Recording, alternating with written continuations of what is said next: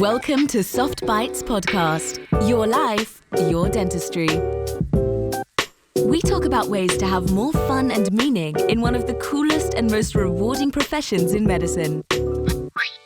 Conversations on how to bring awareness, create a healthy workplace, and provide emotional insights to make dentistry a fulfilling activity while making space for one's wonder, creativity, and freedom. Here are your hosts, Manuela and George Andre. Hello everyone. Welcome to the Soft Bites podcast. Hello Andre, how are you? Hi, Manuela. How are you? I'm good. Happy to be here with you. We been experiencing some sounds complaints from our listeners. We apologize about that. Especially from my part, I apologize for that because I am in the living room. So, and I use the mic is good, but I think that I need to get myself closer to the mic, which I try to do. I have some supports here, some arms. So I think that this time. So we hope that today better. is better. I will let you know when I see that you are to the back. I will remind you to go to the front. That's also good because my back has been hurting. So if I have some posture, not very good positions, just let me know. Posture, yeah. But this is the first podcast. Is this the first podcast since the last course? Yes. We've been together in Sagres for the third edition of the course. It was really nice. We had such a good time, and it's always such a magical environment. Yes. And we have a new edition already scheduled for October. So the 5th, 6th, and 7th of October for the ones that are listening and want to join us. And today's podcast is about actually you were the one suggesting this theme that we're going to talk about, but immediately when you suggested, I think it came to mind something that you always say in the course to the ones to the participants. So today we're going to talk about things you should know if you are thinking about opening a practice, because I think this is really important for the ones that are thinking about opening a practice. There are certain things that you should be aware of, and we're going to talk about that. But you always say during the course that when a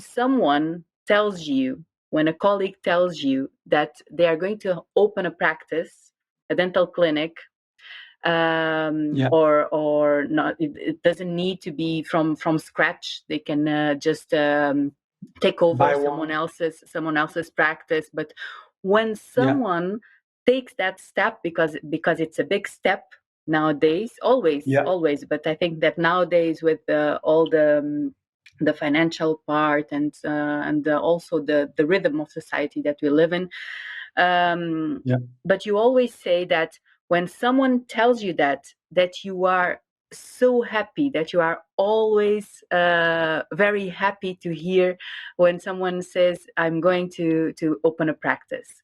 And for me, the first time that I heard you say that, it was surprising because it's actually, you hear the opposite from colleagues.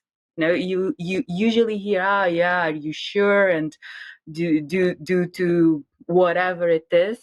But I think that we always have, and I might be mistaken, but I think that we always have first a fear-based reaction to that, to when someone tells us that they are going to take that step. So I want to ask you, because I know why you say that, but I want to hear you say it. Why do you have such a positive reaction when someone says to you that they're going to open a practice, a dental clinic, that they are going to be owners of a dental clinic? Why are you always so supportive and always so positive and happy about that? Well, it's kind of interesting, I think that actually I never really thought about exactly why. I mean, it's not like a rational reaction, let's say it. But if you think about it, if I think about it, let's say, I think that it makes me happy because I believe it's an opportunity for the personal creativity of each colleague, and that is something that is we don't always have that that opportunity. Um, I always believe, and looking back at the people that have opened a practice, I think the percentage, the reality that I know, I'm talking about the Portuguese reality, okay, which is where things are even more difficult than anything else, than any other country that I believe, or at least compared to Europe. So even in Portugal, I think that most of the colleagues that open a practice, most of them, um, I think vast majority are not regretful. I mean, they within a few years, I think they think that they made a good decision. Now, I think that it's not for everyone, of course. It's not for everyone, but if if that idea keeps popping up in your head, that is because you are the person. You are one of those persons that it's actually a practice is for you. I mean, if you think it about once in a while and you just dismiss it or you are afraid of it, but if you feel like it's challenging, if you find yourself thinking about the challenges, if you find yourself thinking about solutions for challenges, and if you find yourself maybe listening to the podcast and say, well, I would probably have be doing this differently. I would hire these kinds of persons. This is the way I would set a dental practice. This is the way that I would set a waiting room. This would be my philosophy. I mean, if you imagine that, even if it's only like for a game or just for having fun, I think you are one of the persons that is someone that should open a practice. That's what I feel. Because at the end of the day, I think that your profession should be an expression of your creativity, and you should be having fun with it. So if you have fun in your head thinking about what an ideal dental practice should be, then I think you should consider that. I think this is as simple as that. Of course, there's a lot of all other financial limitations and possibilities, of course, but uh, just to know if you don't if you are not sure if you are the kind of person that should open a practice or not, because some people say, oh, I would never open a practice. Some others say, I definitely believe that I should open a practice. And some of them, they say, well, sometimes I think about that. So my biggest advice would be, if you find yourself thinking about creating ways of delivering dentistry in your own personal way, I think that you should consider that. That's what I think, and this is why I feel thrilled when someone tells me that, because I feel it's a way that they are expressing. They are not afraid of expressing their creativity through a business, which I think is something really important, and it's a very good way of fulfilling and expressing yourself. Mm-hmm. Mm-hmm. Yeah, because it's an opportunity for you to create your own environment, right? And for you to be able to express yourself, like you said it. Yeah, I think it's I think it's a great opportunity. There's a lot of other things that you have to consider, of course. Don't get me wrong. I mean, it's just not like you want to open a practice and just because you have fun with the ideas, you should be. I mean, you have to calculate the numbers, and you have to see if you think about opening it yourself or with some associates. I mean, there's a whole lot of things that you have to consider, more practical stuff. Yeah, but so let's get for the initial part, like you were saying. So I think that the first thing that you should really be aware when you think about opening a practice is the reason why you are doing it, because I think that's very important, and that will give you some guidance also for several practical aspects. Because if you don't have this clear reason, then you will never have a clear vision for what you will want. What? Yeah, I'm just laughing because that's one of the most recurrent themes when you have like the discussions that we have in the course. And one of the good things about the course is that we have a lot of, I mean, sometimes out of the lecture interactions, and we usually start talking about why they should open a practice or not. And I think that's something when we ask this question to dentists, some of them, they get a little bit surprised and they don't know exactly how to answer that. So some of them believe that they should open a practice, but when we ask them, so why is that? And we give them a couple of examples, and they get a little bit confused. Like, for example, okay, so you want to open a practice because you want to have control over your schedule, or you want to open a practice because you want to work within those standards that you believe that are the best. And this is a very common reason. I hear this a lot. They say, well, I work in places where I cannot do the dentistry that I want to do. And this is one of the reasons that I want to open a practice. Another can be for financial reasons. Or sometimes I tell them, look, your dental practice can be your investment for your retirement if you sell it afterwards, isn't it? So it's it can be also because there was a participant last course that told us that it was because she worked with the multidisciplinary teams, and she has some communication issues in some of the clinics that she works. Yes, so she decided to open her own practice because doing multidisciplinary dentistry is not easy, and she wanted to be able to control that, and by having her own practice, that's easier to control. So one of the aspects that is also a very common. It's also a very common thing that we hear. So and one of the myself, things, sorry. No, I was just going to say this, and then you can continue. One of the things that you need to know before opening a practice is that you need to work on your communication skills. So this is very important. Well, that's whatever you want to do. Whatever you want to do in this life, you have to work on that. Because at the end of the day, you are as good as you are able to communicate. Okay? Unless that you want to go only just to the Himalayas and meditate on the top of the hill. Yeah, alone. You have to work on that. But let me think of some other reasons why people tell us they would like to open a practice. Well, for financial your reason, reasons, for example, your reason. Why was your reason? Yeah, I was about to tell you that. I mean, my reason, I don't think it's a very. It's basically the same thing as when someone tells you that they want to practice better dentistry, whether it is interdisciplinary communication or they just want to have better materials.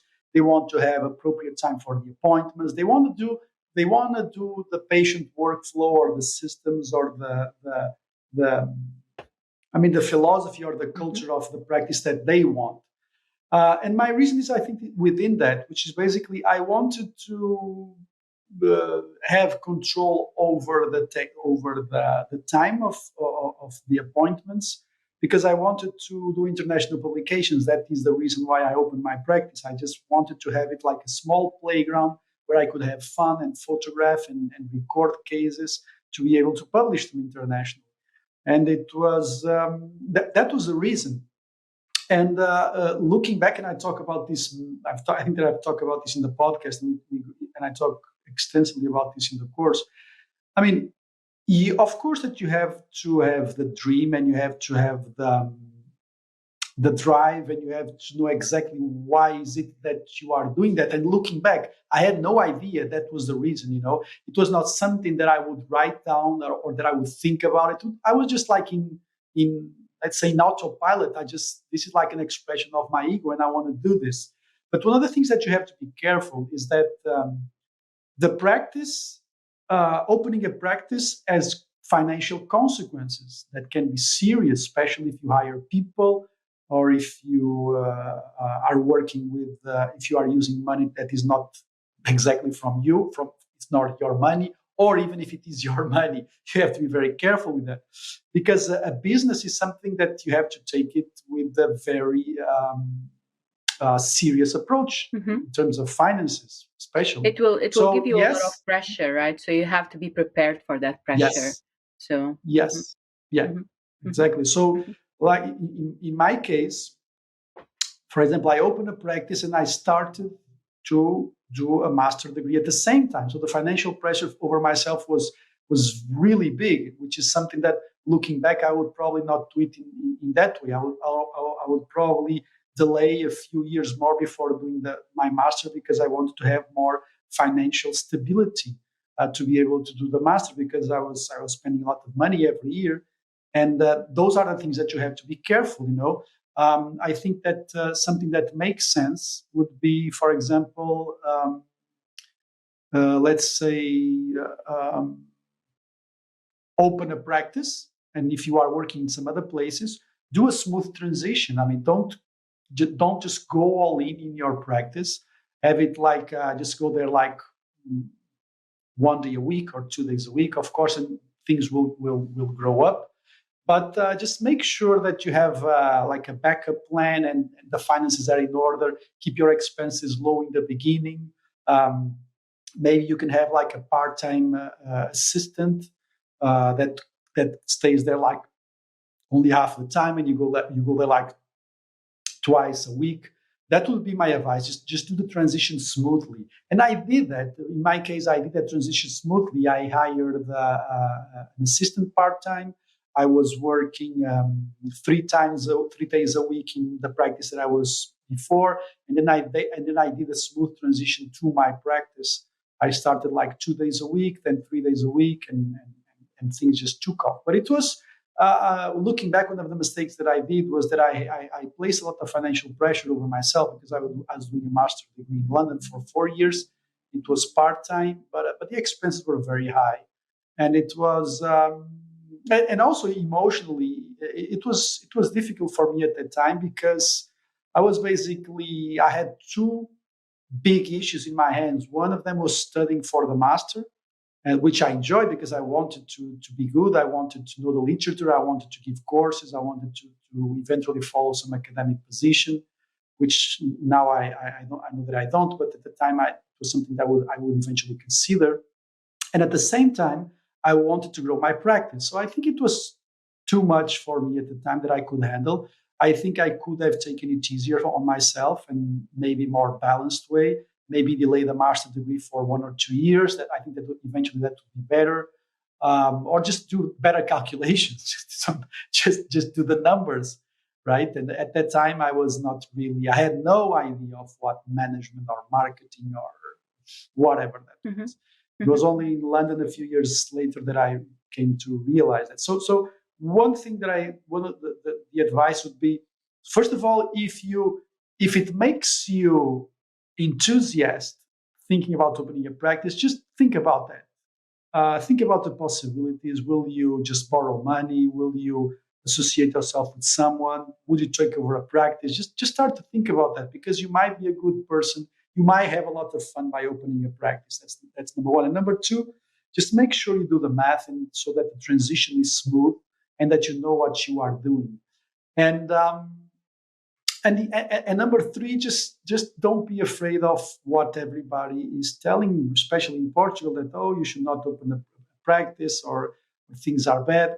But the alternative is what? If you are not happy in the places that you are, if you think that things should be improved, or if you really don't want to, you can't keep on like that for a few years, then yes, opening a practice is you'll be able to do your own playground, right? So even though there's an excess number of dentists, I think there is still space, even in a country like Portugal. I think there is still space for people who want to do good dentistry and are passionate about it, and they want to have like a very good patient service and patient experience. I think there is space for that. But of course, you have to do the calculations. You have to make sure that you know what you're doing, of course. Yeah. Do you think that nowadays there is more awareness on, for example, on this that we just said, that you need to be prepared, because there will be a lot of pressure right? There will be a lot of pressure. You have to deal with financial issues. You have to be prepared also for management, to do to deal with the finances, to Yes. communication, like we were saying, going to manage a team, which is not easy. Also, do you think that nowadays there is more awareness for all of this? Because in our generation, it was almost normal to open a practice, like, and the dentist did everything. It was like, it was normal, and you managed everything. Do you think that nowadays this starts to be more awareness that you need also to, okay, you're going to open a business, you're going to open a dental clinic, but you also have to invest in other skills. So management, how do I do that? Communication, how do I do that? Do you think that nowadays there starts to be more awareness of this, and that actually dentists take this in consideration? So when we are talking about things you need to know before you opening a practice, do you think that when a dentist does this exercise, okay, what do I need to know before opening a practice, they already think about the skills that they need to develop themselves in order to be able to deal with everything that will come with the clinic? Just like you said, you open it and you didn't know anything about those things, right? And you Yeah. had to learn, and it costs you a lot probably of yourself, Yeah. and you growed a lot with it, and Yeah. it's a great teaching. But nowadays we Yeah. know that you can learn certain things, and of course you don't need to wait until you learn all of this, because you never be prepared. And so it's just like you said, if you feel there's something that you want to do, and it's something that drives you, and you have the reason and the motivation, you should do it. Don't wait until you're ready, because we are never ready. But you should also invest in developing certain skills, because it will make your life easier, and it will be less suffering compared to what you had, for example. Yeah. Do you think when you Yeah. have young dentists coming Sure. to you and asking, because we already had people in our course because of that reason, okay, I'm thinking about opening a practice, or I just opened a practice, or I just bought a practice, and I feel that this course will help me with that. So I think there's more awareness. What is your feeling about that? Oh, yeah, for sure.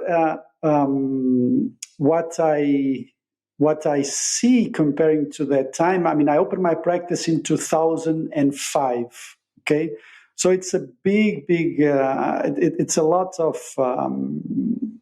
It's 2 decades. In 2 decades, everything changes, Different right? world. Yeah. Mm-hmm. Yeah, it is a different world. There was no social media at that time. It really is very, very different. So, so the question is, do I believe that people are aware of the skills that they need? I think Yeah. they are much more aware now. Mm-hmm. Yeah, I think they are much more aware. I think that they understand that you need to have communication skills, management skills, marketing skills, sales skills, leadership skills.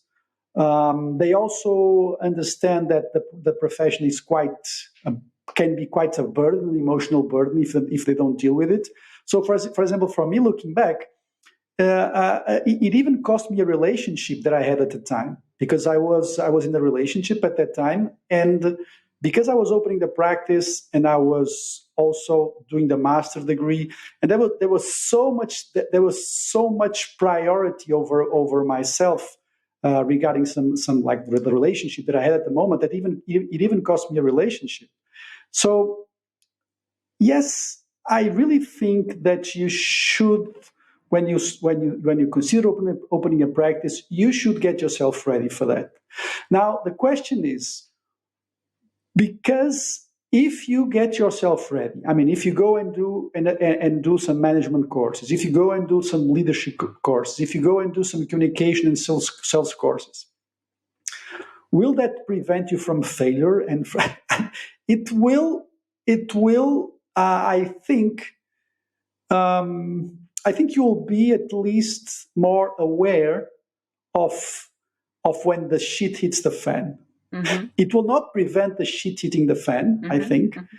But because also I think that when you deal with a lot of issues and pressure, and when the things go wrong, I think it is an amazing way of learning. It is an amazing way of evolving. So doing mistakes and going through the mistakes, at the end of the day, it is one of the best ways to evolve. Now, if I have had the information and the course at the time, would it make a difference? I think I was too egocentric at the time to listen to other people. Because 20 years ago there was nothing.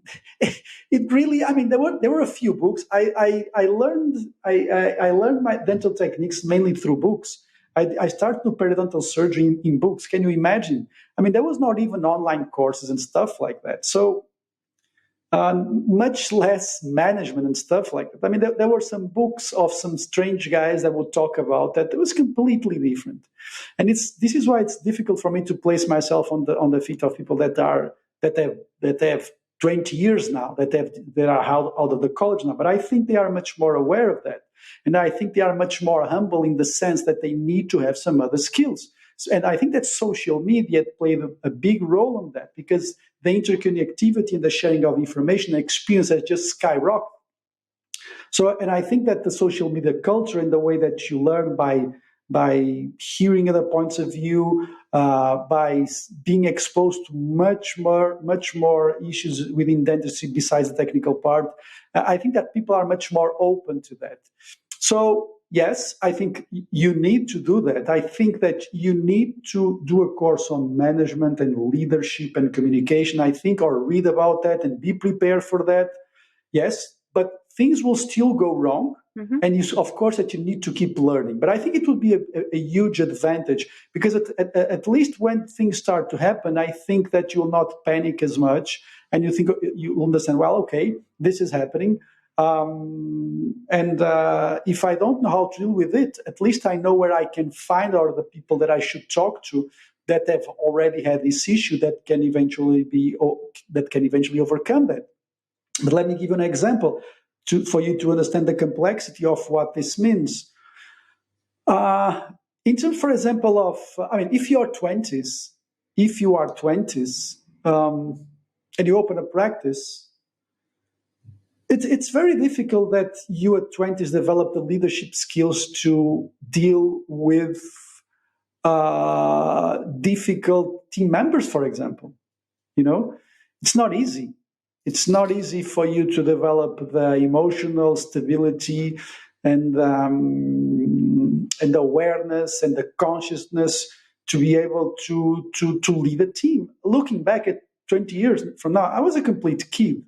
The way that I lead today and the way that I deal with people or difficult people or difficult situations or just normal situations that happen is completely different now, because I think that I'm much more mature now. I'm much more confident. And I think that, for example, the confident part, that to be confident while you are talking to other people, explaining them what is the goal of the practice, when you are 20, at the end of this is as simple as this. I have already developed a reputation, let's say it, or a small success that people listen to me, right? So it's completely different. This is why the way that when you give advice to someone, you always have to be aware of where they are. So when I say that they should get the course and information, I'm not saying that things will be easy, because at the end of the day, you'll have to prove yourself. And your word is just your word, and your word before you achieved nothing is completely different than your word after you have achieved something. I was listening to a very interesting podcast from a guy called Derek Sievers this last week, and he said, "Well, I have a lot of people that ask me advice," and he says, "Well, it's very different because it's like," and he gave this very interesting example, which is, okay, let's imagine that the goal is to go to a certain city in, let's say in Brazil. You want to go to Rio de Janeiro in Brazil.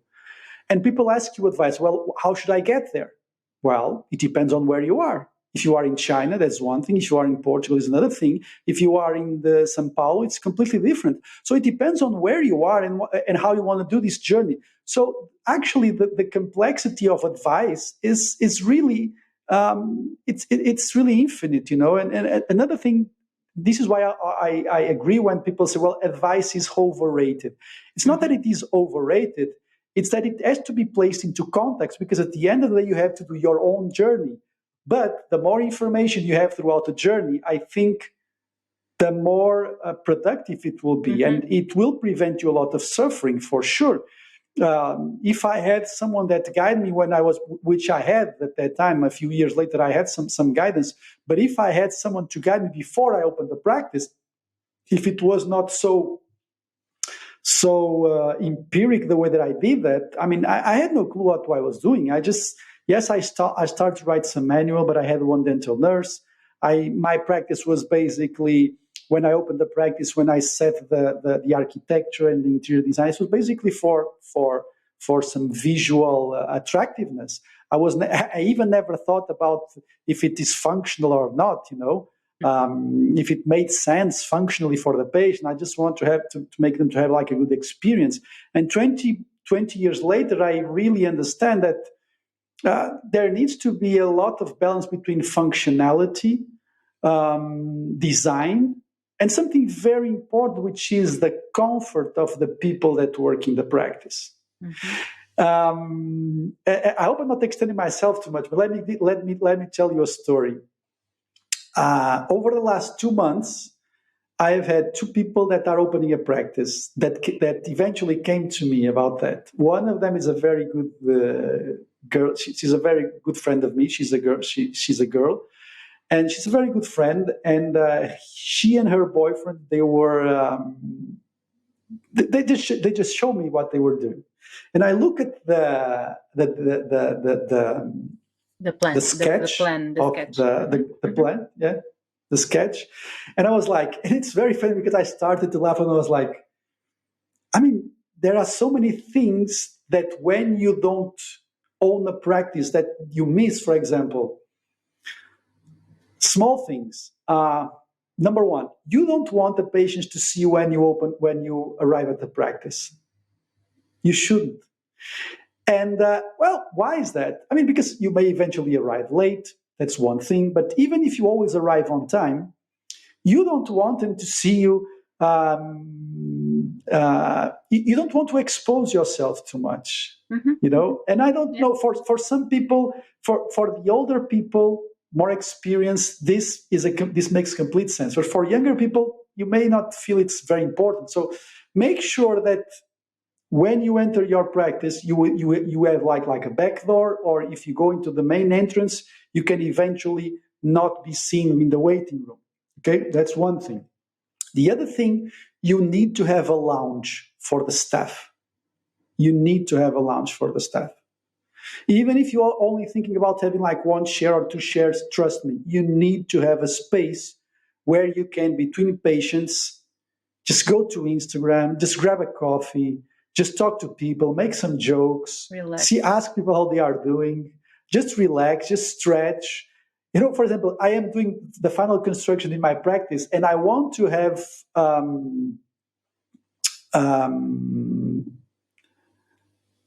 a part in the lounge where I can do some pull-ups, for example, just within appointment, within the patients. I want to have a place where people can sit. They have access to the schedule software. They can see eventually with cameras what's going on. They can have a coffee. They can just chill out. They can have fun. They can laugh. They can make jokes. And this is so important, you know.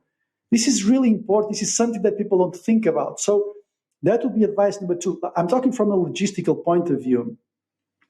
Then there are some other stuff, like, for example, should you have a studio? Yes, for photography, I think it's very important that you have a studio for photography. Then all the legal requirements. But those 2 things, like, just make sure you have an entrance in the practice where you have some privacy.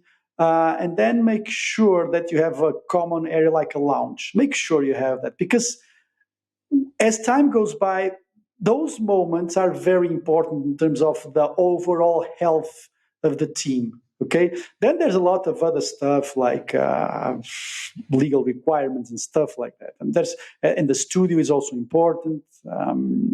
So yes, you should have a lot of information regarding how you should open a practice, both management, leadership, the space, how to lay out the space. That is also very important. But that's very And team interesting management. what you just said. So to go to someone that already has the experience and really to show everything and to say, look, this is what I'm thinking of doing. What do you think? Because one thing is the idea that we have in our minds and even on paper, right? That everything seems so beautiful.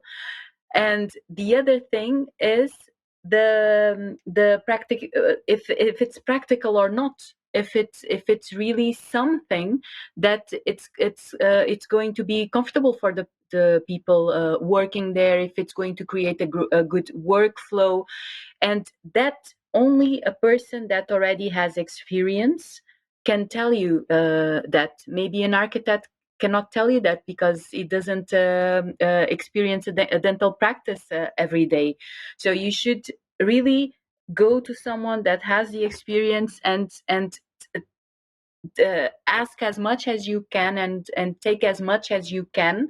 So in terms of is this something that not only looks good on paper, but it really makes sense on a daily basis. So that's And it's that's very interesting because important. both of these people and the other person that was also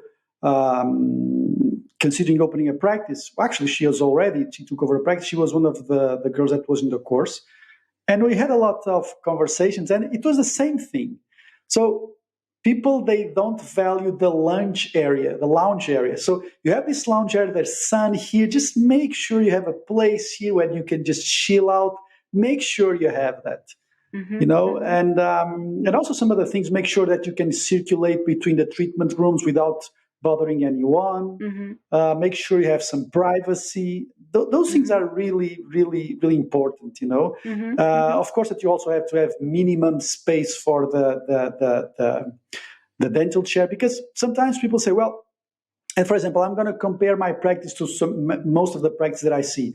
I see a lot of practices having huge spaces for each dental treatment room. I see like 12, 15 square meters. I have dental treatment rooms. I have 4. Some of them have 9 square meters. It's quite small, It's quite small.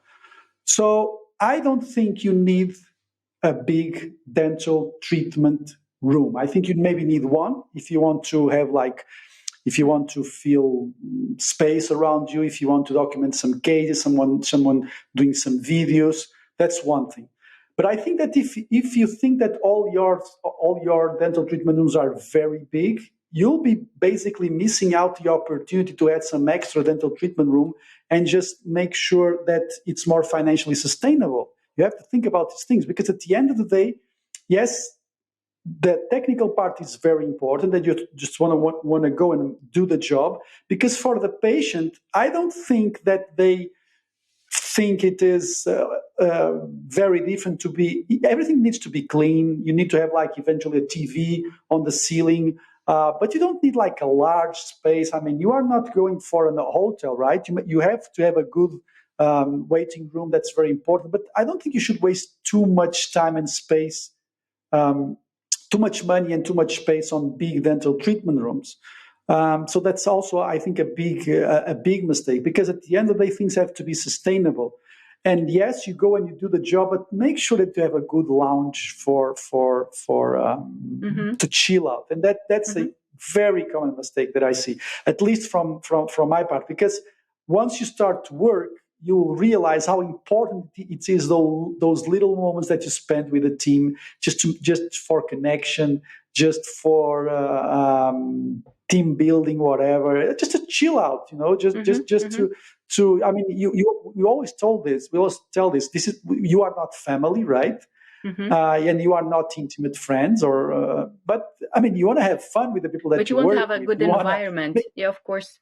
Yeah, and the environment needs to be light and funny, because the lighter and the funnier it is, the less drama there is. It should not be heavy, because if you don't have a place, if your nurses are only on the sterilization room, disinfection room, they have nowhere else to go. I mean, you are creating this cleavage between who you are and who the dental nurses are, and everybody stays in their own treatment room. So I really think it is so important to have like a common lounge, so that people can interact and have fun and have a good laugh throughout the day. Yeah. Before I have here a couple of questions for you, but I want to go into something. But before of that, I found interesting that you said, when you talked about the size of the cabinet, and it's not directly related to that, but do you think that? And I heard you say start small and grow from that.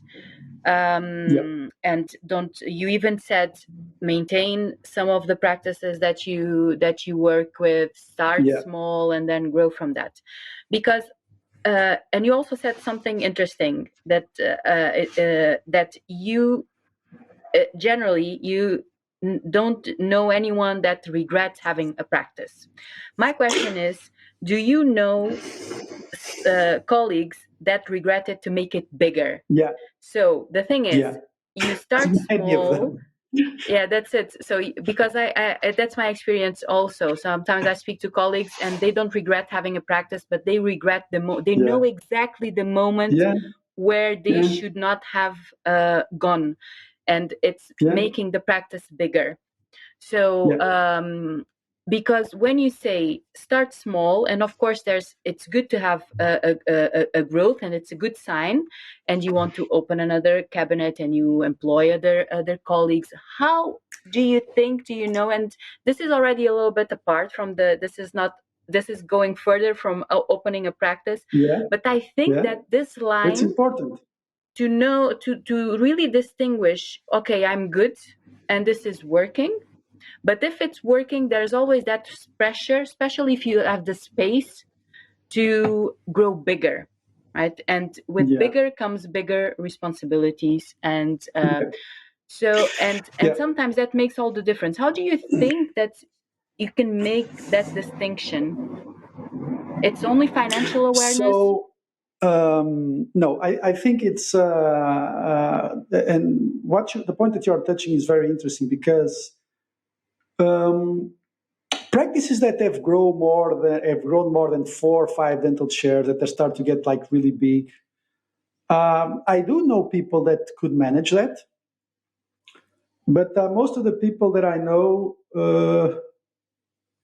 I think they paid an emotional price, even that they sometimes they don't want to admit it. I see that most of those people, they are hostages, and this is something that I don't see being recognized by them, because they are hostages of the situation. I mean, of course, you are always an hostage, let's say, of your practice if you open one. There's also you also have a lot of you always have responsibility. But I think that especially when you let your practice grow, especially in the 90s and in the early years of the new millennium, I think there was not enough knowledge to deal with something which is the crucial point here, which is delegation. Because if you start a practice, and that's something that we can discuss regarding opening a practice. If you open a practice, you must have a very clear vision, and this is really important, of what you want to do in that practice with time. And this is something really key in the discussion that we are having today. When I opened my practice, I had no idea. It never even crossed my mind how many days I would be working in 5 years, 10 years, and 15 years, if I wanted to sell it or not. or which of the procedures did I want to do within the practice. Because basically, I did general dentistry, and then I wanted to do only complex aesthetic stuff, right? And that transition is very difficult for most of the people. And if you don't do it well, you will end up trying to please everybody and end up being frustrated with delegation, wanted to be perfect, okay? Wanted to make sure that everybody is as good as you are or has exactly the same time that you have. And then you start to try to please all the patients, and you don't learn to say no, because delegation within dentistry means having the ability to say no to some patients. And things are different now, of course, because patients understand that. But two different scenarios: you open a practice, and in your mind it's very, very clear, very absolutely clear, that you want to dedicate yourself to a specific area within dentistry. So even though you are doing general dentistry, the way that you communicate with patients, it is in the back of your mind that you will eventually stop doing the general stuff. And you talk about that with the patient. So you don't create expectations. You don't give yourself too much to the patient. You don't develop dependence. You don't let the patients develop dependence towards you. Okay? So that transition towards a time where other colleagues will populate the practice and do some other stuff, that transition will be smoother. It's never easy, but it will be smoother. Now, scenario number 2 is you just start to conquer. You start to seduce and attract every single patient. You start to develop like an emotional dependence of the patient to you. You start to seduce the patient, which I did a lot, And what happens is that then the patients start to go to your practice, not because of your system, but because of you. They are in love with you. Okay. So if you let them be in love with you, now you have to break relationships, right? And that is very difficult. And many people, they are not able to stop that. And that brings a lot of issues in the long term, because you will eventually burn out. Because you will be doing implants, and then you will be doing some endo, and then you will be doing some ortho. If you get into that area of you are trying to please everybody, trying to do everything, I think that you will have a lot of issues. And those are, in my opinion, when you try to do everything, when there is no system, when there is no delegation, then you start to get cynical. Why? Because you don't start to believe in anyone. You believe that everybody should work up to your standards. Why? Because you didn't teach them. You just expect that people behave in a certain way. You don't have a system. You don't have regular meetings, because basically you are only just ending fires, right? So you can't be happy with the decision that you make. It's impossible to be happy with that decision. So and you will have a lot of difficulties if you want to end it. You will have lots of difficulties. And this is why I see many people that have worked for 20 years or 30 years that say, "Well, I think I grew too much. I'm burned out." They don't have the mental space to be curious about a new patient. Do you understand what I mean? Mm-hmm. I mean, it's just like, when you go to a doctor and there's heaviness in their face. Mm-hmm. They just want to get the procedure or the appointment over with, Mm-hmm. Yes. And I think that's the reason, because you are not aware of exactly what you wanted to do within 5, 10, or 15 years. If you want to be a general dentist, okay, you can be a general dentist. But if you want to do something else, just make sure that is in the back of your mind, because if you let the patients fall in love with you, other people will never be enough to replace you. Mm-hmm. Okay? I think that's a good catch. We should publish this one, right? Mm-hmm. If you let the patients fall in love with you, no other colleague will be up to that standard. Mm-hmm. So it's impossible to delegate if you do that. And I did that mistake for many years. I would seduce the patients. I would let them fall in love with me. I was the best, And now it's difficult because I think they don't like it when I delegate. Every dentist in the beginning of their career do, even in an unconscious way, because in the beginning of your career, you are working with your full attention. Actually, you are very mindful when you start working. Even you listen in a mindful way. So even you don't know anything about mindfulness, but you work in a very natural way on that state, because you know you have to give your full attention to that person. And also in the beginning of your career, you have more time to do the procedures. So basically, you are working towards that relationship of connection, like you said, to for the person to fall in love with you, which is basically the person trusting you. Because if someone trusts you, then you have it for life. Then you have it for life, that patient. Yes. So the problem is that in the beginning, I think that's how do you gain very, trust? yeah. But the problem is, how do you gain trust of the patient? For example, if you want to show that you are an interesting person, you can use that strategy. Just talk about some random stuff, talk about interesting stuff. Sympathy, sympathy, yeah. Be charismatic, be seductive. I'm not talking about intimate seduction. I'm just talking about. I mean, and it's very tempting to do that. It's very tempting to do that. And if you do that, no one will be up to that standard again. So if today, what would I've done different? I'm not saying that I would be non-interesting. What I'm saying is that small details within the conversation would need to be present. Like, okay, yes, I will do the control appointments. Eventually, in the future, we might have like a dental nurse that's going to do this. But just drop in the patient's head that that you are not going to be the one always forever. Yeah. Yes, and that we have a team. We work as a team. I'm not a rock star. Just small comments. Just make sure that you tell them that you are not a rock star. You work within a team. This is like a concept, right? So you can still be interesting, but just once in a while, just tell them, or okay, for now I'll keep seeing you, but eventually in the future there will be some dental hygienist or some guy doing the endo, some other guy doing the implant, some other guy doing the ortho. Just make sure that conversation is on the table. But I think that the simple fact that you open a practice with that future strategy in mind, that you will delegate, unconsciously you will watch out when you try to make the patient fall in love with you, because I mean, it's like when you are in a relationship, the way that you talk to other person. I mean, if you feel there's some interest, you have to be careful that there's only so much that you can give from yourself. You don't want to show yourself that you are completely available, because it's not true.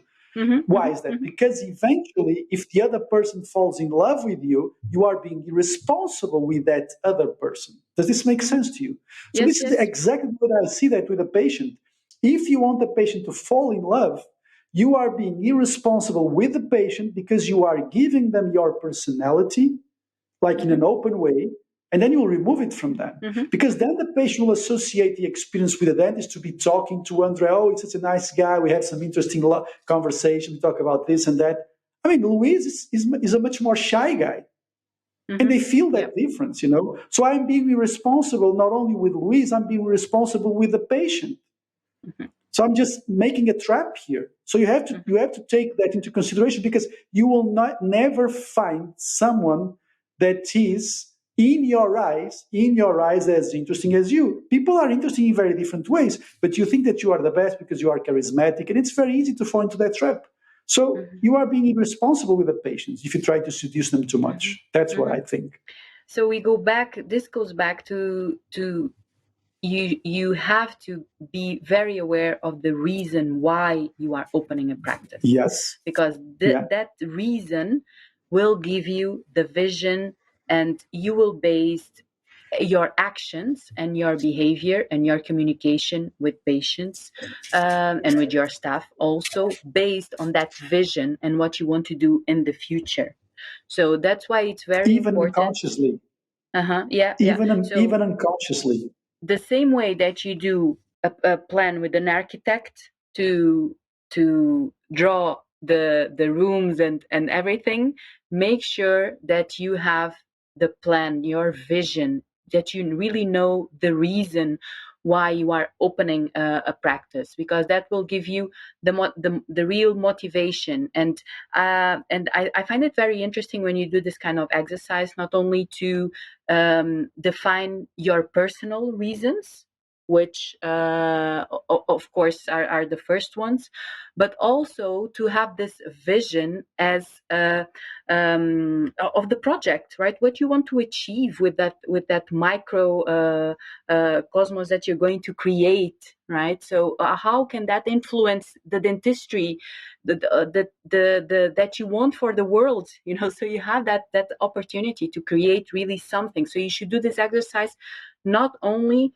to discover the reason, your personal reason, and to create your vision for the future, make it 1 year, 2 years, 5 years, 10 years, but also of the practice as a company. You should have its own values, Yes. right? You should define the vision The for culture, this living community that you are going to create, and you will have that power. So that's very important. which goes way, way Yeah. beyond yourself. Yeah, that's it. It will never be only a self-reflection of who you are You will have a great exclusively. influence, but it's much bigger Yes. than you. Yes, Yeah. because then it mutates, it grows, it integrates with the people that work there. Of course, you can have some control over that, but you'll never find the exact people that have the same level of communication or charisma or technical ability of you. You'll You, have someone that are better. You'll have someone that you are worse. You have different people. and also something that you say in the course that I find it very interesting, that clinic owners have to learn to accept, is you make this question: how do you make people that work for you care as much for the clinic as you do, for the business as you do? And you make this question, and the Yeah. answer is that you cannot, because no one will No, care as much that's as you, of right? And you course have to that accept that. that's the most common and narcissistic. That's Yeah, the most common narcissistic way of seeing a business. Oh, I want, because you get frustrated. I want the people to have the same passion as yeah. myself. That's not So that's possible. another very important thing that you should know before you open a dental practice, is that Yeah, no one will love and care for that dental practice as you, because it will be your baby, your project, and that's it. No one else's. and that is So, not bad. That's not a yeah. bad thing, because at the end of the day, it's like you are creating something that, as interactions with other people and the culture, it will. And if it's impossible to do one thing well alone. That doesn't happen. Mm-hmm. And you have to get that idea out of your mind. It's impossible to do one thing alone. It's impossible that you are the rock star, right? Even today, I look at my dental nurses. One of them, she's like a designer, and she brought this whole nother level to the practice. The other one, she wants to do administrative work, and she brought the whole completely different level to the practice. I mean, it's things change and things mutate, and you have to be able to dance with that, you know. Mm-hmm. So yes, you have to resist the temptation of trying to be the rock star. But like we were saying, you have to get that inside your head in the beginning, because even unconsciously, the way that you treat people and the way that you treat patients, the way that you treat staff, you are it's of course that in the first year you have a different attitude than in the following years, because you are a more confident person. Of course, you don't have so much financial pressure, but um, you still have to treat them in a way that is compatible with the evolution that you will know that will occur in the long Mm-hmm. term. Mm-hmm. So it needs to make sense. It needs to be congruent. So Mm-hmm. you have to be congruent now and in the future, or at least try to. And the same thing applies with the patients. You have to be congruent with them. You cannot be irresponsible with them. It's like, I'm going to give you this sweet. I am such a sweet dentist. I'm such a caring and sweet dentist in the first year, because I only see 3 patients a day and I'm just amazing. But then you know that in the future you'll not be able to be like this. And you also know that people are not exactly like you. So make sure that you treat the patient responsibly, not to create expectations that you know it will be impossible to be fulfilled by other team members. Mm-hmm. Mm-hmm. Yeah. Another thing that I find very important, that I make notes here, and when we start talking in the beginning about that you should develop certain skills when you think about opening a practice. I think that for me, one of the most important things is that you should really get to know yourself, because if you are aware of your if you have to be aware of your weaknesses and your strengths, it will make your life much easier, right? Because, like you said, you will have to delegate. If you are aware of your weaknesses, then it's much easier to start delegating according to that. And also, another very important thing is about boundaries, because you really, if you are thinking about opening a practice, you really need to be very assertive with your boundaries. You will have to say a lot of no's, and you will have to really draw certain lines, and to be really assertive, not aggressive, but assertive, and to stick with it. And for certain persons, this is very for them to say Difficult. no. Yeah, it's very difficult. It goes to that Yeah. kind of dentist that it's Yeah. some of them maybe don't want People to be rock pleaser. stars, but they are people pleasers. There are Yeah. dentists also that are people pleasers, and that it's very difficult to say no. And Yeah.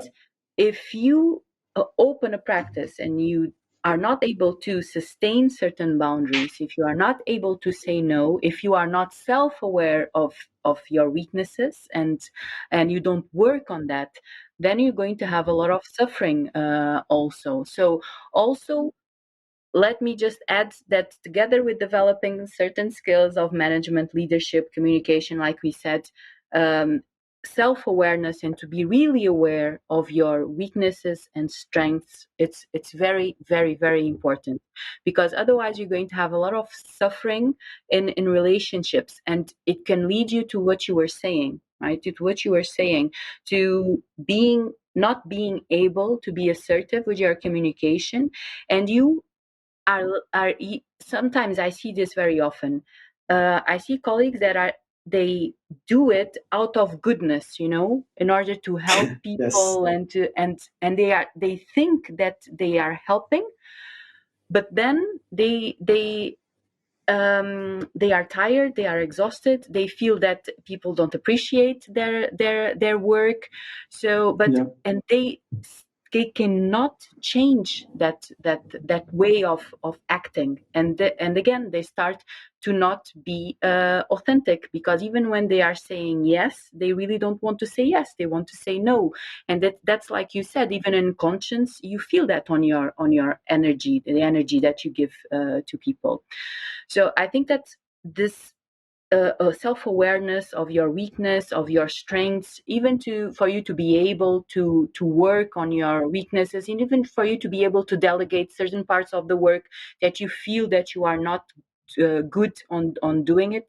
It's very, very, very important. And what I see is dentists continuing to invest in their technical skills, and in beautiful practices, and they don't invest in the part of really personal development, on mental Yeah. strength, and how to be really assertive, how to Yeah. really define this vision of what they want, of their goals, in order for their communication to match those goals, and their behavior to match those goals. So I think Yeah. this is very, very, very, very important. How was it for you? You were very assertive from the beginning. Was it easy for you Mm, to have boundaries from the beginning? uh, I was very assertive in the things that that I would have an interest on.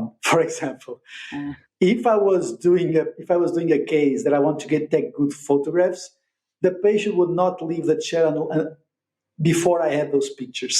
You know, that's because that was the reason, like I said, why I opened the practice. But was I assertive with my dental staff? I think I was.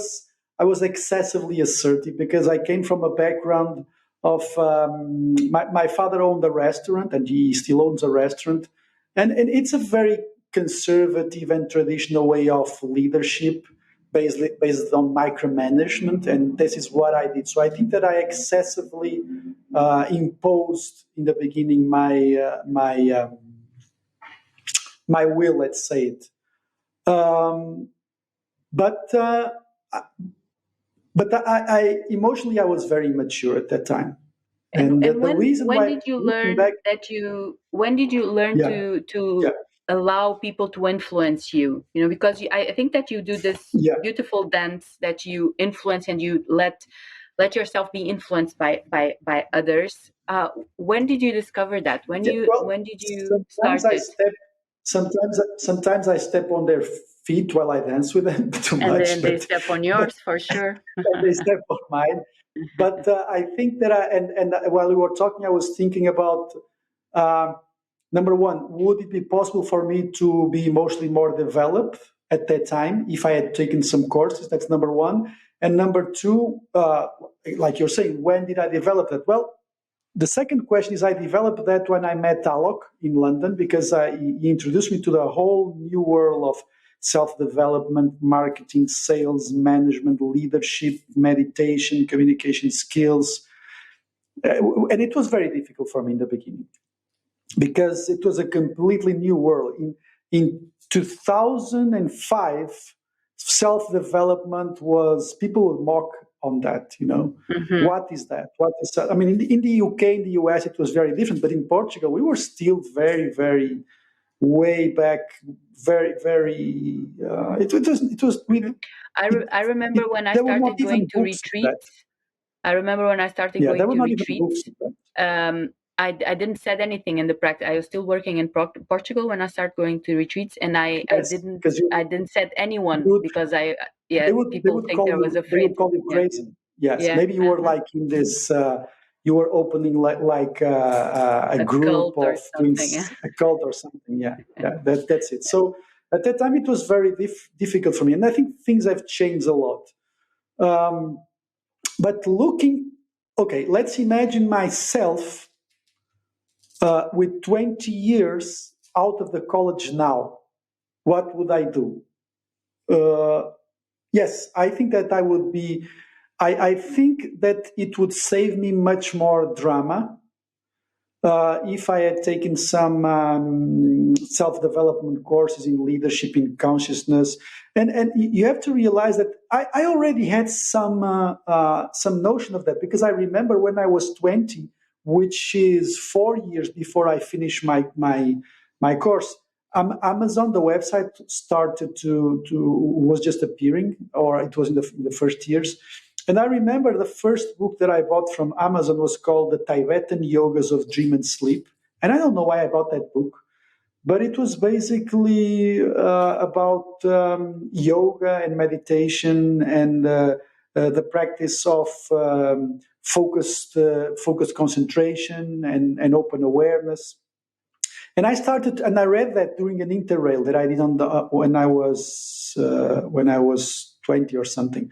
So I was already in an unconscious way looking for something more than what was evident. I knew that there was something more that would make me happier besides the mundane, let's say it.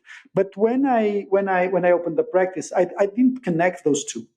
Hmm. There was a big disconnection between myself on vacation and the way that I want to live my personal life and my professional life. I just Hmm. wanted to make money because I wanted things to work out and then just use that money to be happy. Let's say I didn't have this connection. I didn't connect the dots.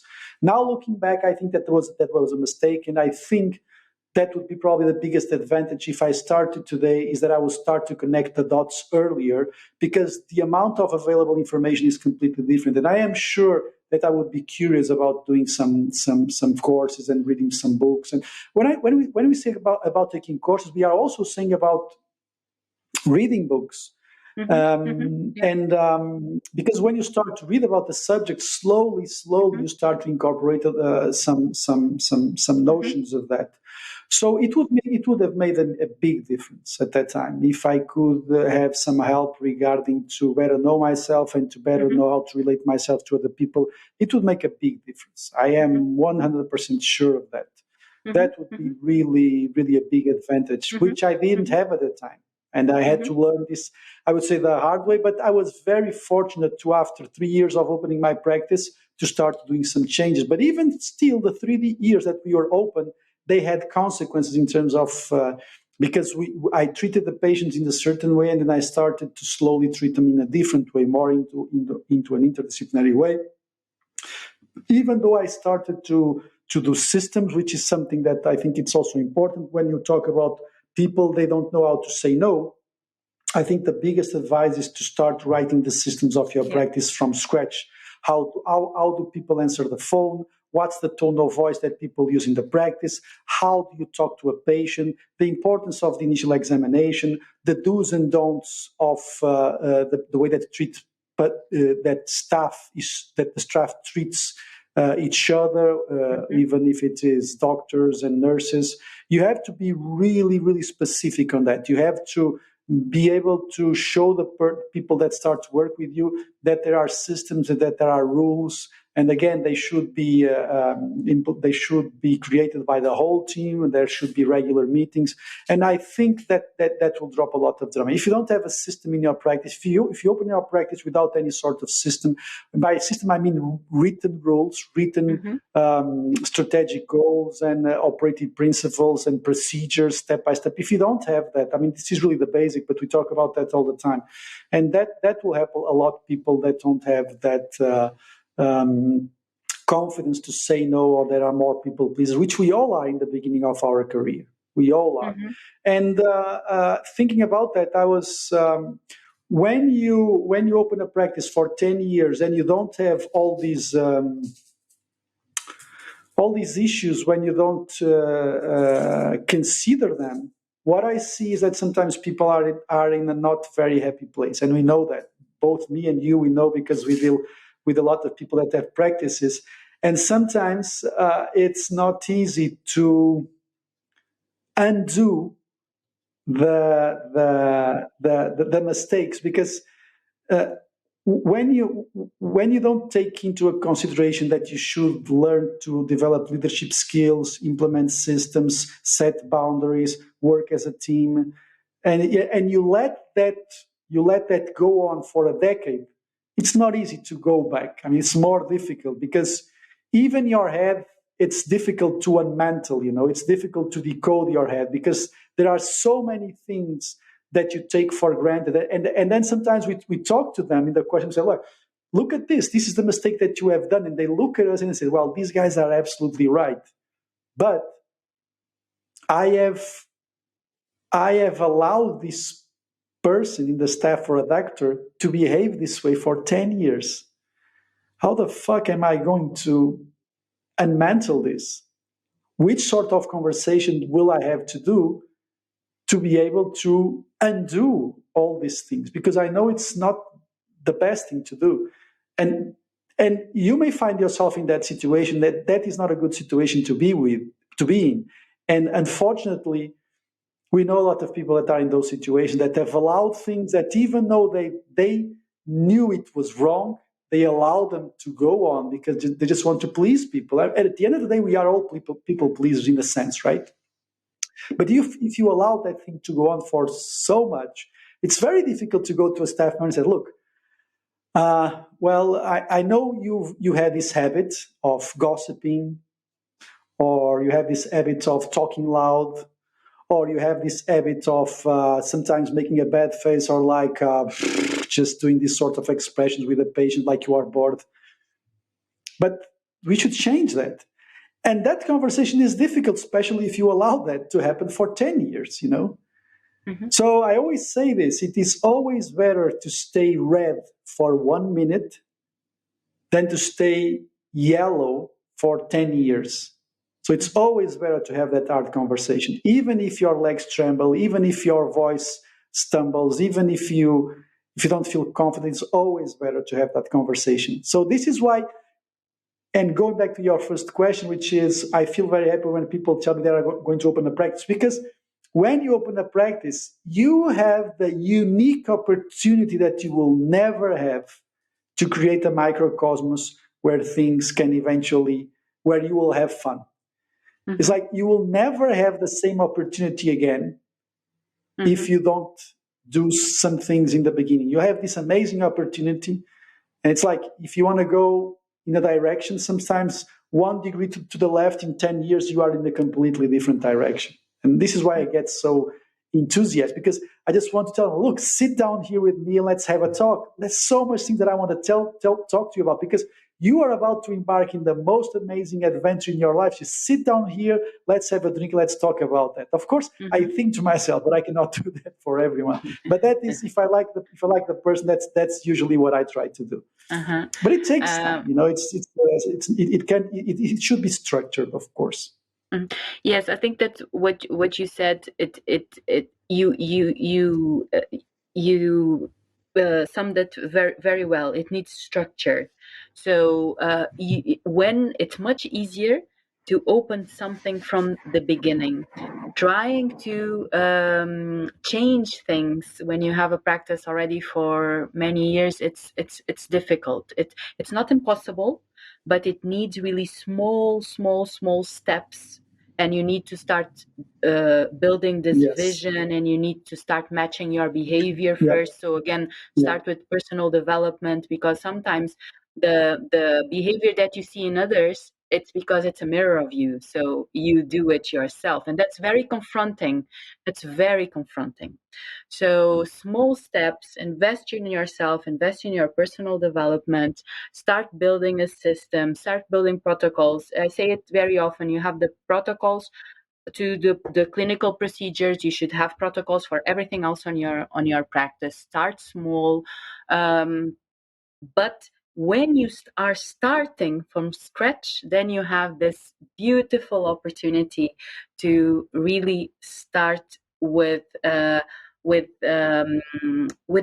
vision. Really, you can really start with your vision. You can work on your values, and it's much easier for you in the beginning, if you see something, to correct it and to have that opportunity to put it in the manual, like you said, in the system. So you build your manual based on what you see. So you're going to grow your manual in a very organic way. I mean, you teach how to do that in a beautiful way, but it's much easier for things to start working from the beginning, like that. Because if you already have something, and with staff working already for a long time, and it's definitely more difficult. It's much more difficult. So I think that this is very important, what you said, structure, really structure, but not only the technical and the financial part. That's very important, of course. It should be very well supported. You should really build a nice foundation for what you are building, but also on yourself. Really invest on your personal development. For you to be able to achieve that congruency that you were talking about earlier, you really need to give the example. Really need to set the example. So just the example that you were saying about gossiping, you should be the first one not to gossip. You should be the first one not to roll your eyes to certain patients, right? So that you don't give the example, so that your staff don't start to objectify patients, because we see that a lot. So it's much easier if because and also the systems and the protocols, which in the beginning, and for the ones that are not used to it, seem that they are very strict or boring. It's quite the opposite. It saves a lot of energy, and it really drops the drama, because people like to be guided. People like to know what they have to do, and if it's very clear, then it will give space and time for all the fun parts, for the creativity, for the laughing, for the good environment for the relaxation that you were talking earlier also. So and I just want to say this because I never this is also something that I never get tired of saying. You are very generous. You give all your information. You give all this templates. You give all the system that you have on your practice. You teach this. With such a kind and open heart. So if you are listening to us and you are thinking about opening a practice, really come to our course. It's going to be 3 very rich days of learning. It will be 3 intense days, but you will leave with this much clearer vision of what you want and how you can actually do it in a practical way. And just like you said in the beginning, the course is very interesting because it's not only about the information, but then the outside of the room, so the lunch and the contact that we have, and it's really always a good a healthy brainstorm, and it's you really guide for, especially for this kind of colleagues that really are starting a new practice.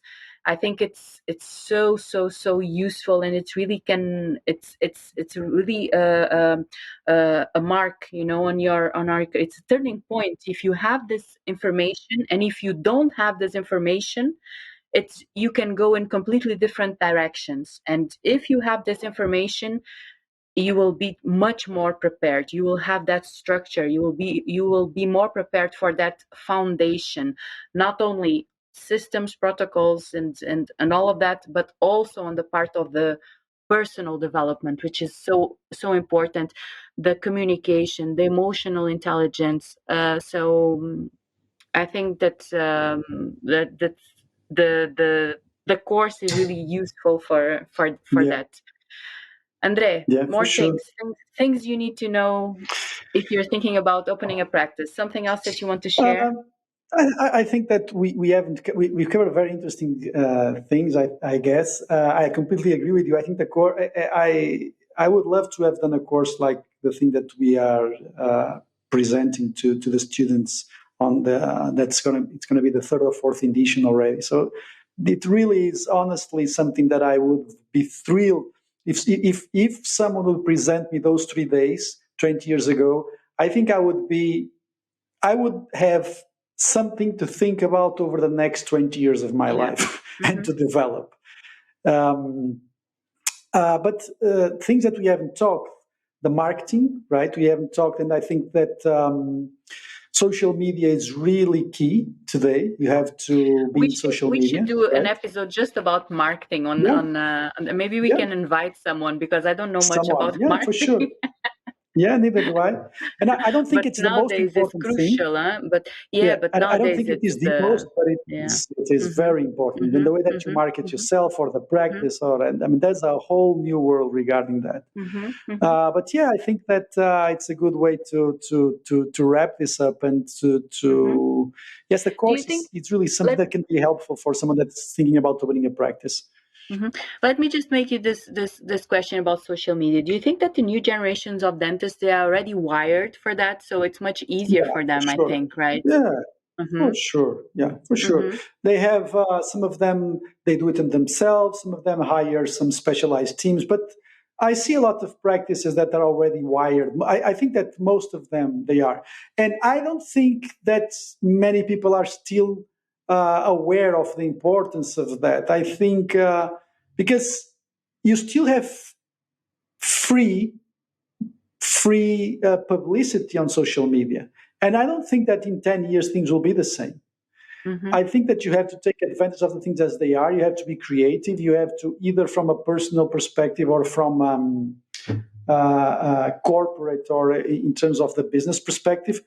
But you have to go all in on social media. You Mm-hmm. have to go all in. And what I mean all in is, it's not like post every single hour, every single day.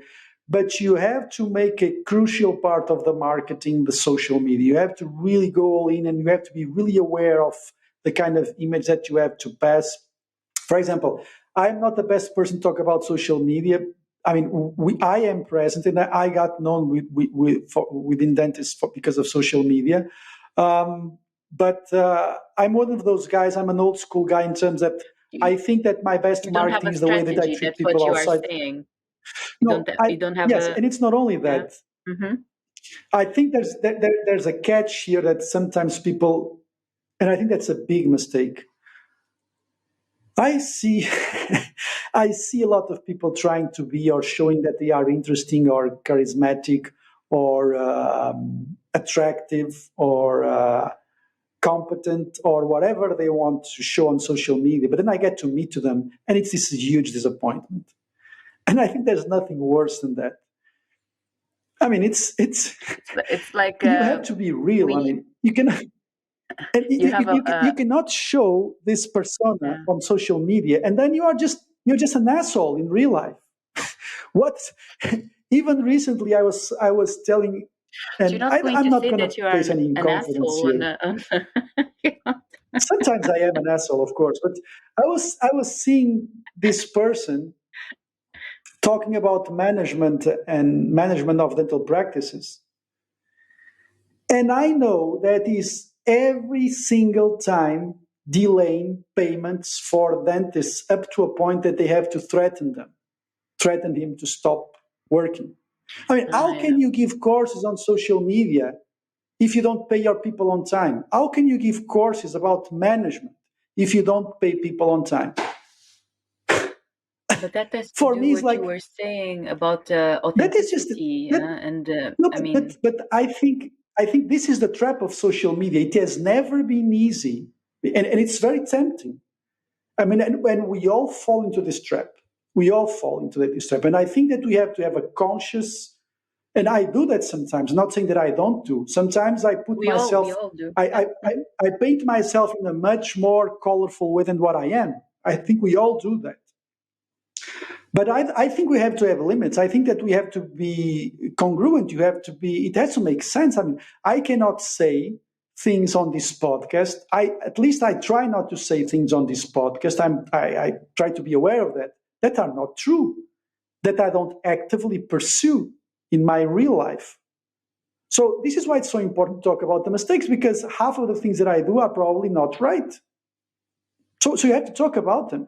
I think that when you paint yourself in this beautiful picture that everything is perfect, book your appointment, we create smiles, we are the best, we are this.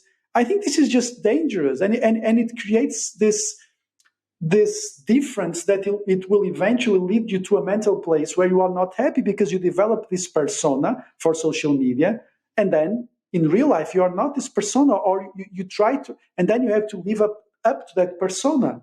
So I think that for me, and maybe I'm old school, maybe I am wrong about what I'm saying, but I think you have to be real on social media. That's what I think. I think you have to be real about the good thing and the bad things.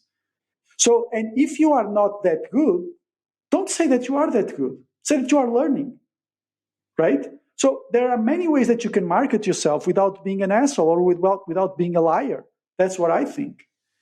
And for me, this doesn't make sense. The thing that we are the best, or we are the best practice in Portugal. We were the pioneers of this technique. Well, it's wrong. When it's. I mean, you have to be. You can play a fair game. You don't have to be a liar. You don't, and because lying, and you may say, well, because lying is not ethically correct. Of course, that is one of the reasons. But there's a deeper reason that you should avoid painting yourself in a color that you're not. And that deeper reason is that will come after you mentally and emotionally. If you present yourself in a way that you are not, trust me, sooner or later you will suffer the consequences in a bad way. You'll be exposed, or you will be depressed, or you will feel that you are not yourself. And so, yes, both of us, we are not experts in marketing, And I might be wrong, but I think you need to be congruent with who you are. You cannot show yourself in the person that you are not, or tell lies on social media. That's what I think. So walk your talk, let's say it, or try to. Yes, I totally agree, and I think that it's never, like you said, it's never been easier for you to build this persona that Of course.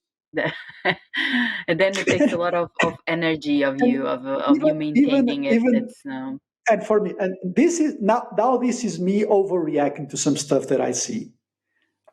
When I see poses on social media, and I do it sometimes, right? When we we all, see I mean, poses, we all do. I mean, we it's like but it's like, I also put you, like the good things. I never put of course, the bad things that and happen. I'm not removing myself from that cartoon, but look at the cartoons that sometimes we do.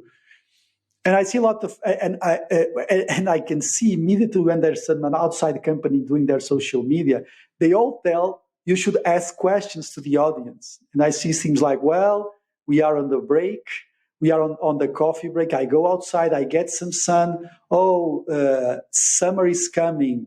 Oh, what do you do on summer? And I was like, what the fuck is this? I mean, how stupid is it? Who believes in this shit? Isn't it? But the thing is that Who is what stupid enough? So, but who made these rules? Who was the yeah. idiot that started with these rules? Because I think that only idiots can be attracted to this sort of stupidity. But maybe I am wrong. Maybe I'm completely wrong. But I was like, who the fuck created these rules that you have to make questions and you have to look at the sky and place your Rolex and place your tie and get your. I mean, at least for me, I think that there's no one in their common sense that looks at that and that says, this is a complete fake post. It's completely fake. There's nothing truth. There's nothing slightly true about this. So how can you go on? Who are the companies that still advise these people to do these things? For me, I just can't understand. But I think that maybe I am wrong. also, no, I think you're totally right. And I think that dentistry is a special, is a special field. And sometimes those companies are general and they are used to work with, I don't know, hairdressers or clothes Maybe, shops or yeah, something. yes, And yeah, it's yeah. it needs dentistry needs someone that really understands dentistry. It cannot be an outsider. You understand what I'm saying? And I think lose that might be a reason, yeah. if you But I mean, completely but lose dentists, control of your management of yeah, your social media and just do but at the end of what the they day, tell you, then you completely lose your soul. It's like you of don't course, yeah, have but it's exactly. this But account and they have no soul. Yeah. at the end of the day, I mean, would you allow that some company uses our image to say this completely childish and ridiculous stuff? I mean, at least that's what I think for me, Then yeah, of isn't it? course, but you are totally right. But you have to be able to say yeah. Maybe they I think that it looks good. Sometimes it's all about the pictures, all about the images, and they don't care about the yes, text. And it's yes, like yes. it's just this Well, one thing is facade true. world. Yeah. One thing is true. If you are a girl and if you want to have more followers, just show your ass and your tits, and you'll have more followers. That's the reality, isn't it? So yes, if you go through that strategy, so you can even do that the same, and it's fine and it's legitimate. I understand that if you are like that. So I don't think that you can expect to attract certain types of patients if you do that sort of marketing. So you cannot have other expectations. I Yeah. mean, if that is the way you market, just accept that you will have patients that are idiots. That's the reality, isn't it? So you go, oh, all my patients are idiots. They don't want to spend money. Why? Because your market is based on your tits. So who else would you attract? But look, That's what I think.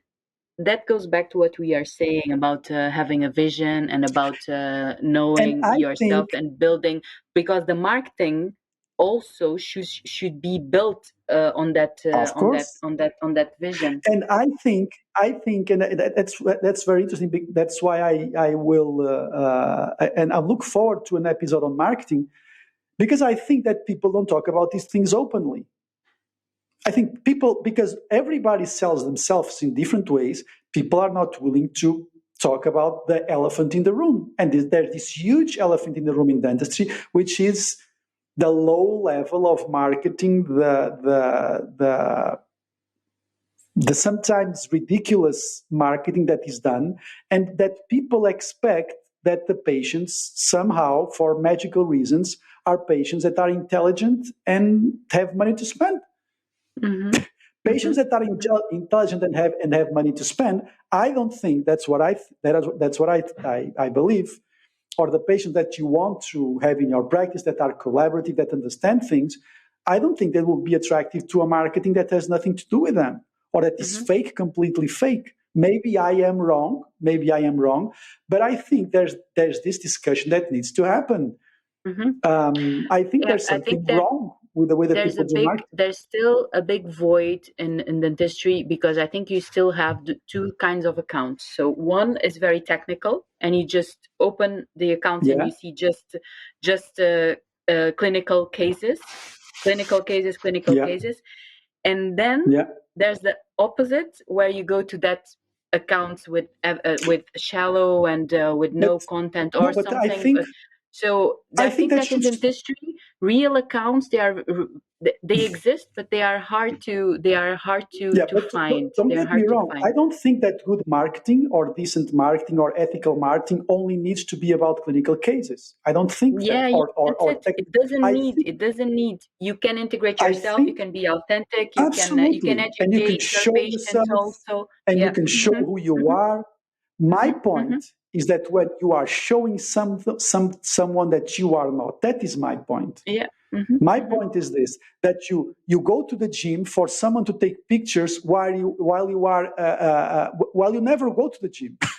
I mean, you are not a sports guy, and you go to the gym just to have a couple of pictures, just to try to convince someone that you are this sporty, highly disciplined guy that does sports every day. I mean, that's fake. You are not that person.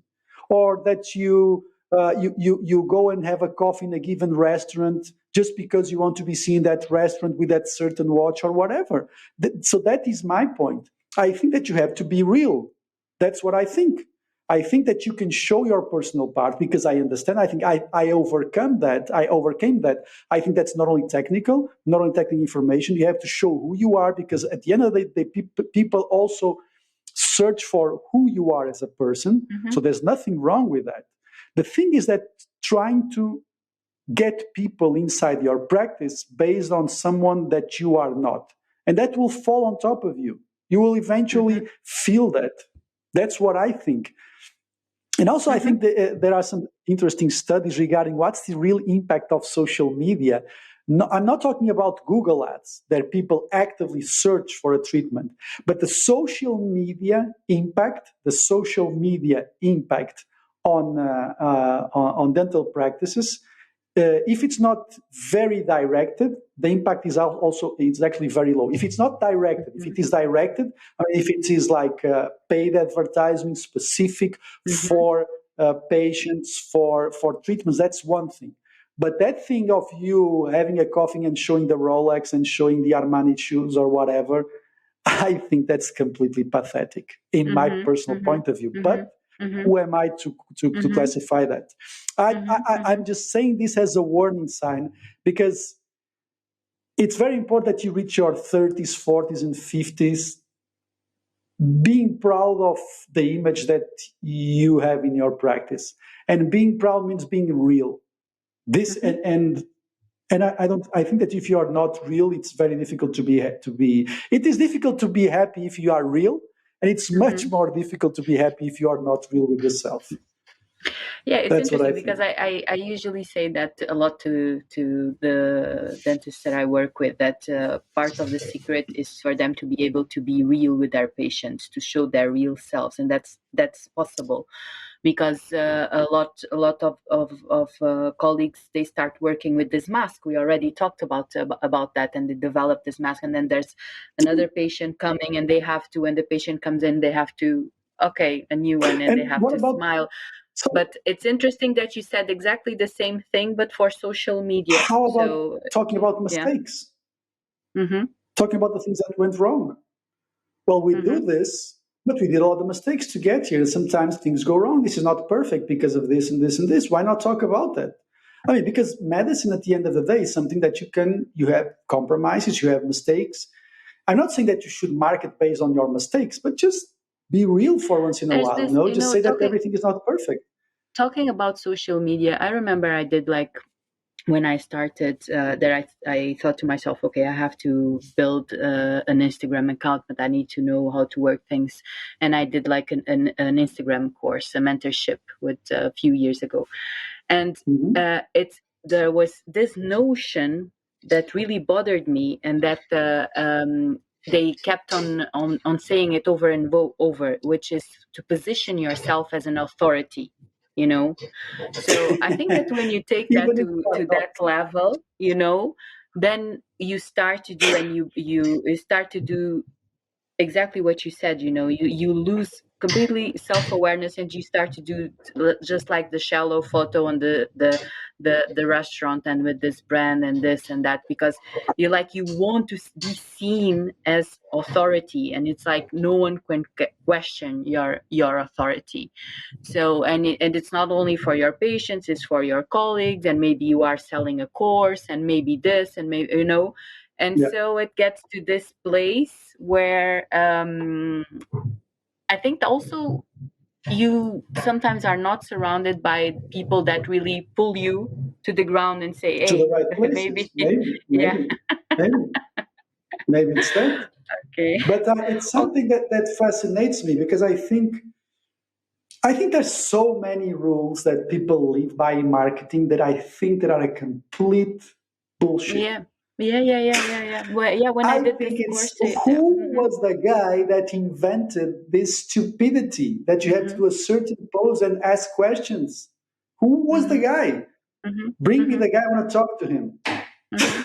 I Yeah. just I just think that we have these rules that I don't have no idea who invented them.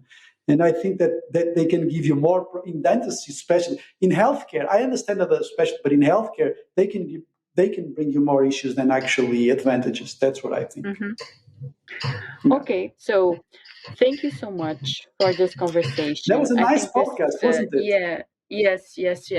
And really, uh, if you're thinking about opening a practice, if you really feel driven and motivated, just go for it. And if you need some help, we are here Yes. to help you. Come and to us in Sagres. The next edition will be in And by the way, October. Yeah, we and many other people, we have our course, but we are not the best in the world. There's many other people that are very good and yeah, learn from many people. Okay, that's we it. are not. And it Yeah, doesn't have to, it's just, you said it yourself, it does not have to be a course. You can read books, a you book, can of course. yeah, of course, you can read book, you can listen to podcasts. There are a lot of information on podcasts nowadays. You can just open your mind, you know, and really see, open yourself to information, or give yourself the opportunity to really grow your mind, and really to be creative, because I think that what you said in the beginning is so important. It's to open a practice is a possibility of expressing your creativity. So don't shut yourself. To really open yourself, and read books, listen to podcasts, talk to people, go to, I don't know, go to a retreat, do something that takes you out a little bit of your daily routine, so that you can really have and to know yourself better, and to develop yourself in a different way. So thank you so much, Andre. Very And good. That was a I'm very going, nice podcast. we have to prepare that one about marketing. I think that's that, but maybe we should Yeah, but invite someone that we have to understands invite better someone than us. because as you said, I'm a complete moron in marketing. You Yeah. know, so you should not let me talk too much about marketing because actually there's one guy called Bill Hicks and he says that um, marketeers ruin the world. And honestly, if I had to say if I agree or not with that sentence, I would say that I agree with that. So I'm not the best guy. I'm not the best guy to talk about marketing, so don't give me too much time talking in that, because I will probably not No, but say very it's I nice think things. it's very important nowadays. It's crucial, and if you can do it in an authentic way, if Absolutely, you could be an absolutely, expression also of yourself, absolutely. I Because think. dentistry is, at the end of the day, is an healthcare profession, and Mhm, when you treat people in terms of health, different things are on the table. This is mhm, why you need to be responsible. This is why you have informed consents. This is why things can go wrong. So healthcare is not the same thing as cosmetics, and I think you have to be careful with that. And you have to. mhm, This is my main concern. mhm, Yeah, mhm, but mhm. yeah, we have to invite Okay, someone to talk about marketing. let's think about that. Thank you so much. Thank you, and thank you for Thank you, everyone that is Manuela. listening to us. We'll see you on the next episode. Bye bye. Bye, Andre. Bye. Bye bye.